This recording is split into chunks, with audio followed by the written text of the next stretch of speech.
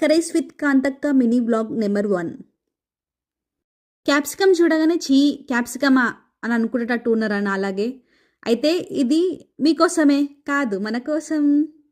First broccoli తీసుకొని cut చేసుకొని hot వాటర్లో ఒక 5-10 మినిట్స్ ఉంచి దిగండి. అంటే క్యాప్సికమ్ చెప్తుంది, ఫస్ట్ బ్రోకలీ అంటుంది ఏందనా. ఇది ఆప్షనల్, వేసుకోండి లేకపోతే లేదు. పెప్పర్స్ అంటారు, క్యాప్సికమ్ అనమాట. అవి కట్ చేసి ఫ్రోజన్ ఫుడ్లో అవైలబుల్లో ఉంటుంది మాకు. నేను ఇదే తీసుకున్నాను. మనకు క్యాప్సికమ్ దొరుకుతుంది కదా, ఆ క్యాప్సికమ్తో ట్రై చేయండి మీరు. ఫస్ట్ ఆనియన్స్ తీసుకోండి, సన్నగా కట్ చేసుకొని ఆనియన్స్ వేసేసేయండి. దాంట్లో సన్నగా కట్ చేసిన పచ్చిమిరపకాయలు, వేయించుకున్న పల్లీలు, ఇంకా కాజు తీసుకున్నాను. కాజు ఉంటే తీసుకోండి లేకపోతే లేదు, ఇది కూడా ఆప్షనల్ అనమాట. దీన్ని గ్రైండ్ చేస్తే మొత్తగా అంటే ఫైన్ లెక్క చేసుకోకుండా ఇట్లా కొంచెం అంటే కచ్చపచ్చగా వేసుకోవాలి.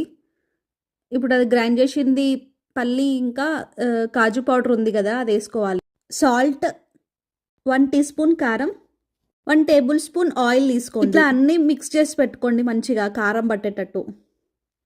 ఒక ప్యాన్లో టేబుల్ స్పూన్ అంతా ఆయిల్ తీసుకోండి.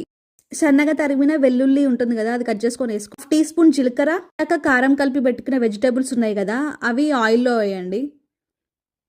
1 టీ స్పూన్ పసుపు వేసుకొని కలుపుకోండి. ఒక 5 మినిట్స్ అట్లనే వేగనీయాలి వెజిటేబుల్స్ని. ముక్కలు బాగా వేగినాక 1/2 టీ స్పూన్ శనగపిండి తీసుకొని కలుపుకోండి బాగా.